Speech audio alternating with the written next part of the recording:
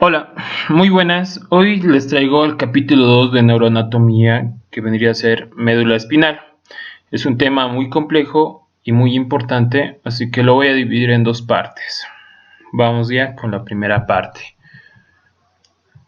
Entre los objetivos que vamos a tener en el tema van a ser describir la morfología externa, los límites, relaciones de la médula espinal y de la topografía vertebromedular. Describir en forma básica las envolturas protectoras de la médula espinal, interpretar y explicar la sustancia gris y blanca de la médula espinal y analizar los arcos de flejos medulares. Comenzamos. Médula espinal. La médula espinal es el segmento no modificado del sistema nervioso central. Vale decir que es la parte no modificada del tubo neural, o que corresponde a lo que vendría a ser el tubo neural. Conduce la información en forma de estímulos de toda la periferia del cuerpo hacia el encéfalo y viceversa. Recibe señales de centros de flejo superiores e interviene en los movimientos de marcha, en los reflejos de retirada frente a estímulos dolorosos, y también actúa como un centro de flejo e interviene en el control de las extremidades para sostener al cuerpo. La médula espinal está alojada en el conducto raquídeo. Emergen y llegan a ellas pares raquídeos que intervienen en la inervación motora, sensitiva y vegetativa del cuello, del tronco, de las extremidades superiores e inferiores. La forma. Tiene la forma de un cilindro alargado ligeramente aplanado transversalmente. Presenta dos engrosamientos, este engrosamiento superior o braquial y un engrosamiento inferior o lumbar. Del engrosamiento superior, que se extiende desde la cuarta vértebra cervical hasta la segunda vértebra torácica, que tiene una longitud de 11 centímetros y un diámetro transversal de 15 milímetros. De este engrosamiento nace el plexo braquial, que va a dar la inervación motora, sensitiva y vegetativa a las extremidades superiores. Y el engrosamiento inferior o lumbar, que se extiende desde la décima vértebra torácica hasta la primera vértebra lumbar, que tiene una longitud de 8 centímetros y un diámetro transversal de 13 milímetros, que va a originar al plexo lumbosacro, que va a dar la inervación sensitiva motora y vegetativa de las extremidades inferiores. En los sectores de la médula espinal, donde no hay engrosamiento, el diámetro transversal es de 12 milímetros. En general, el diámetro antero-posterior de la médula es de 10 milímetros. Debajo del engrosamiento inferior o lumbar, la médula espinal disminuye considerablemente y termina como cono medular, a nivel del disco intervertebral entre la primera y segunda vértebra lumbares, rodeado por un conjunto de nervios denominado cola de caballo.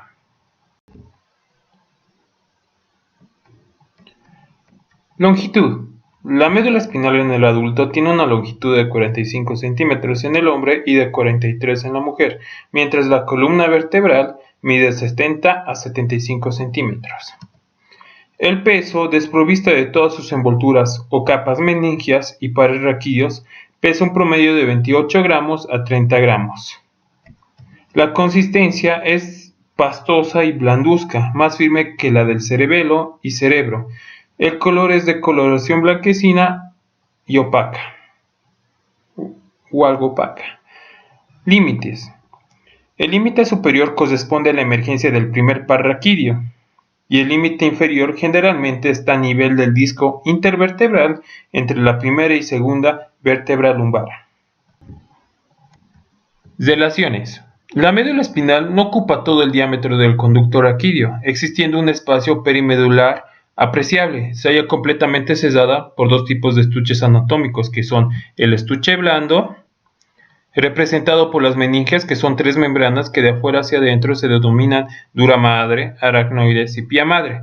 Por fuera de la dura madre se encuentra el espacio epidural, lleno de tejido adiposo, semifluido y plexos venosos que sirven de acolchado a la médula espinal contra los traumatismos, como podemos ver aquí, el tejido adiposo en el espacio epidural.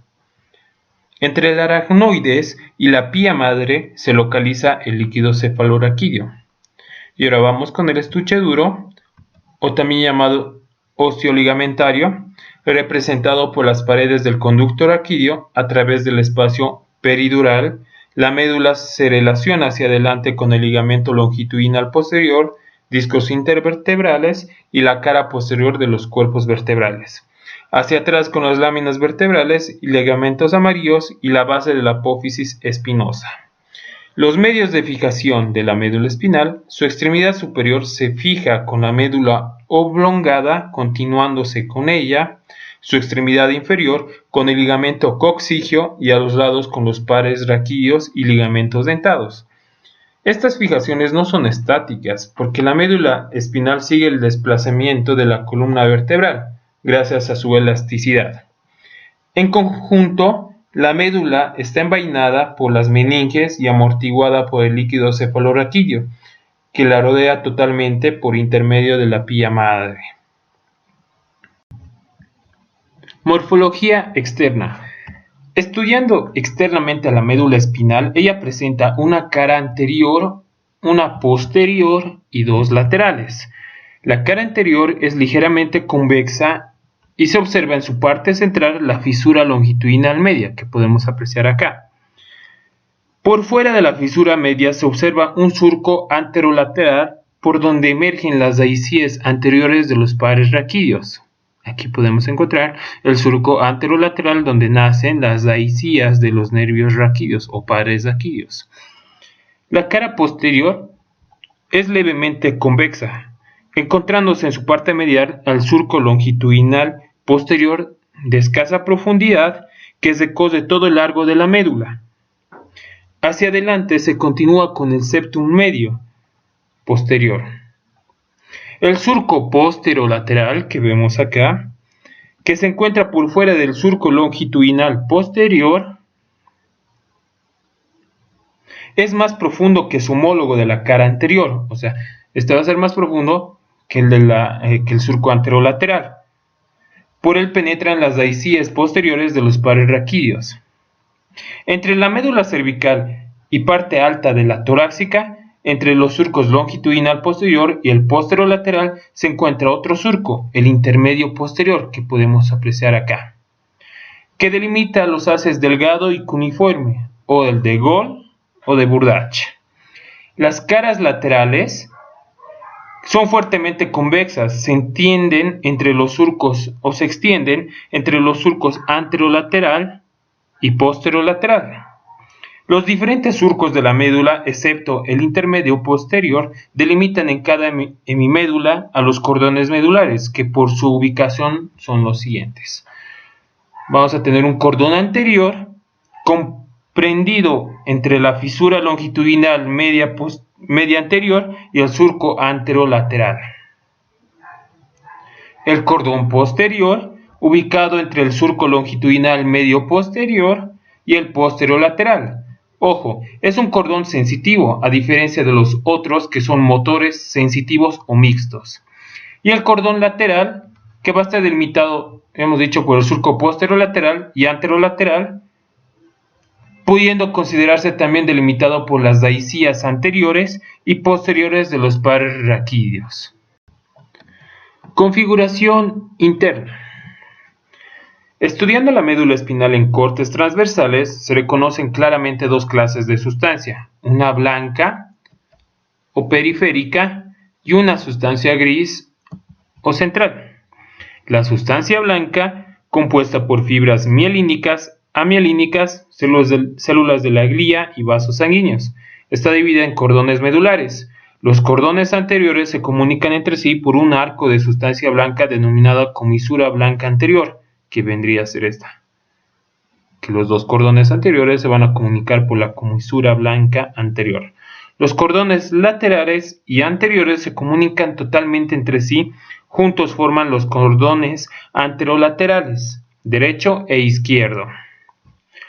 La sustancia gris, constituida por neuronas, células gliales, fibras y una zika Z vascular, adopta la forma de H o de mariposa. cuyas prolongaciones anteriores se denominan astas anteriores, que podemos ver aquí, que son voluminosas, de contorno irregular y de orientación parasagital.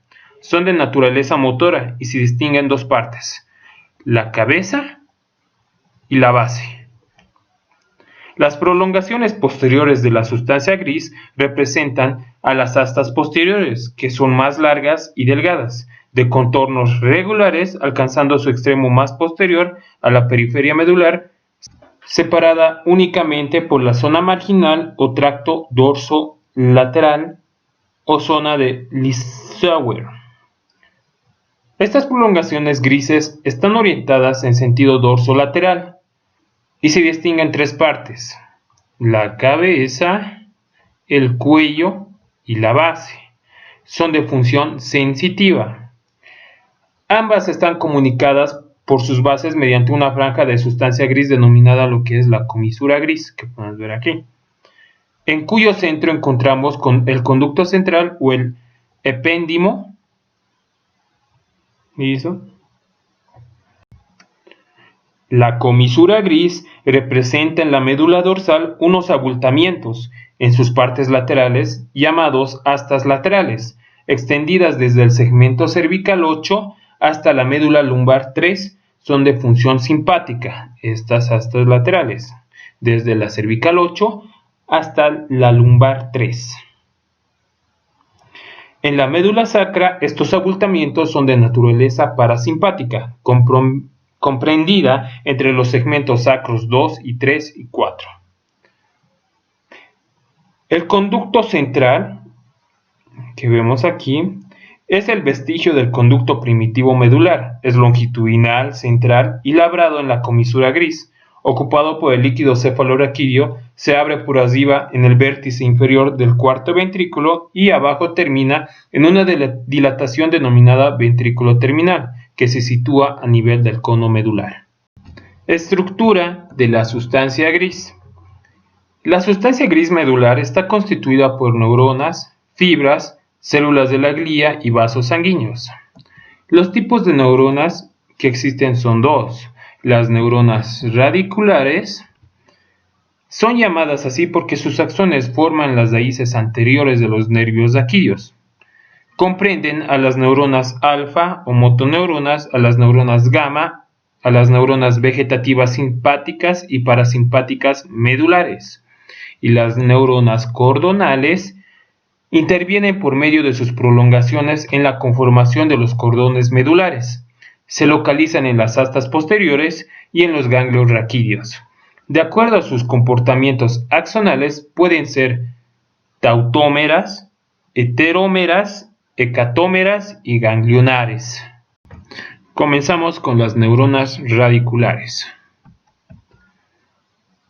Las neuronas alfa o motoneuronas son grandes y se localizan en las astas anteriores de la médula, destinadas a la inervación de los músculos esqueléticos. Forman con el músculo esquelético la placa neuromuscular, liberando acetilcolina de efecto excitador, produciendo la contracción del músculo esquelético. Aquí están, que se localizan en las astas anteriores de la médula, destinadas a lo que va a ser la inervación del músculo esquelético, formando con el músculo esquelético la placa neuromuscular, liberando acetilcolina de efecto excitador, produciendo la contracción del músculo esquelético. Y ahora vamos con las neuronas gamma o las motoneuronas gamma. Se ubican también en las astas anteriores. Por sus axones inervan a los usos neuromusculares situadas dentro de las fibras extrafusales, identificados con el mantenimiento del tono muscular. Son neuronas pequeñas y sus axones son muy delgados. Las neuronas gamma, que se localizan en las astas anteriores y por sus axones inervan a las fibras musculares intrafusales, que son estas, situadas dentro de las fibras extrafusales, identificados con el mantenimiento del tono muscular. Son neuronas pequeñas y sus axones son muy delgados. Las neuronas vegetativas simpáticas se ubican en el asta lateral de la médula dorsal, destinadas a la inervación de la musculatura lisa, miocardio y glándulas, como dijimos. se localiza en el asta lateral de la médula, va a ir a inervar lo que es el músculo liso, el miocardio y las glándulas.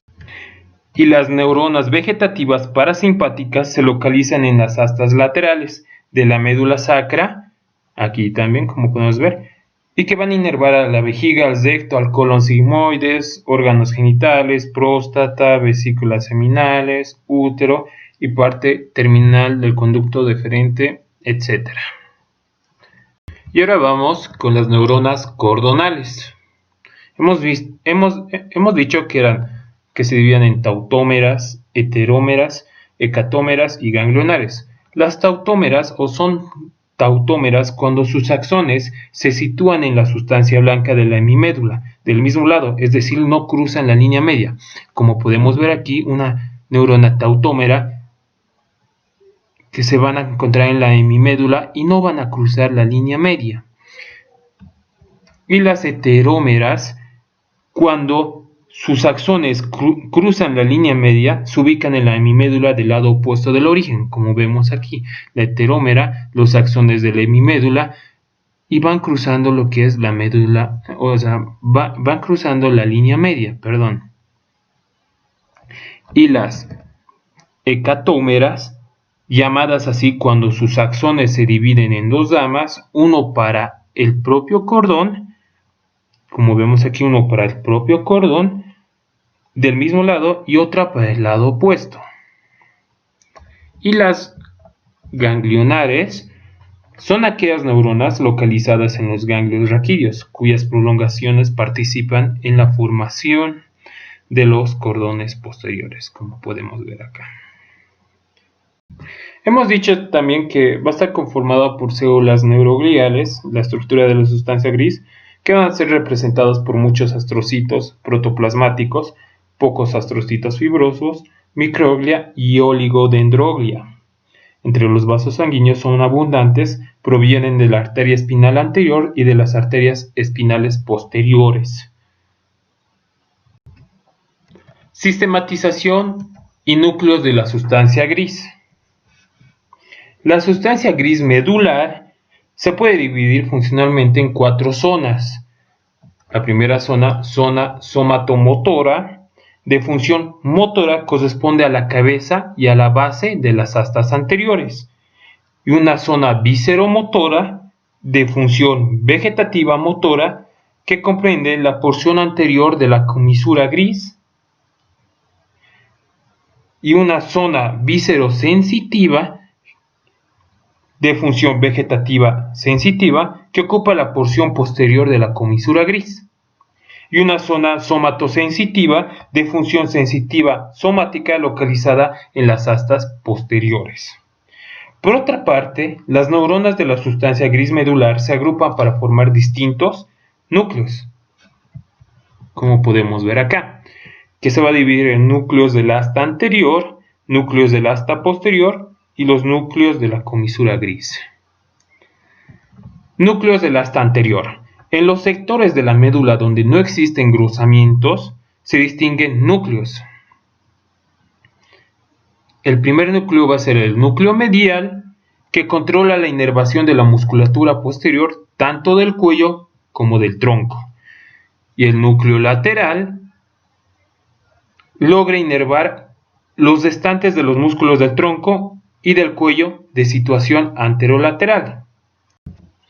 A nivel de los engrosamientos medulares superior o inferior, los núcleos medial y lateral, especialmente este último, el lateral, adquieren gran desarrollo para controlar la inervación de las extremidades superiores e inferiores.